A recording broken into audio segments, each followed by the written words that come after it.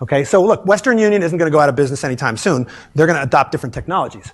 Okay, but this is where the big money is. It's not in remittances.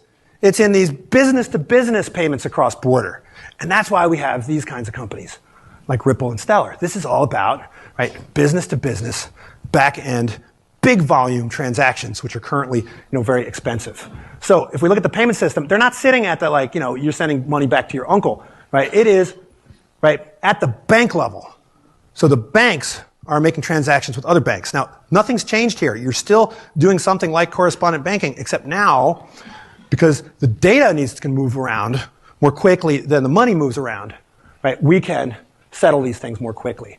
So the difference between a Bitcoin and a Ripple, in a nutshell, again, not too much time to elaborate, is that what Bitcoin uses is an open, permissionless, distributed ledger system, right, where anybody can jump in and do a transaction.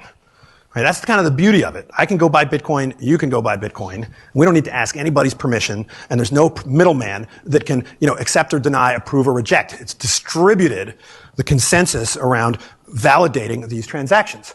What's different about systems like Ripple and most of the blockchain systems that will prevail is that they are permissioned, meaning that you have to be, a member, and membership has its privileges.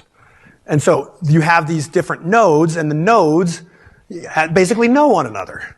Okay, and then if I want to give money to my uncle back in France, let's say, then I have to go to one of these banks that are a member of the Ripple network, and then my uncle will go to one of these banks that's a member of the Ripple network, and then those banks will do their transacting through this distributed ledger. Okay, so look, Western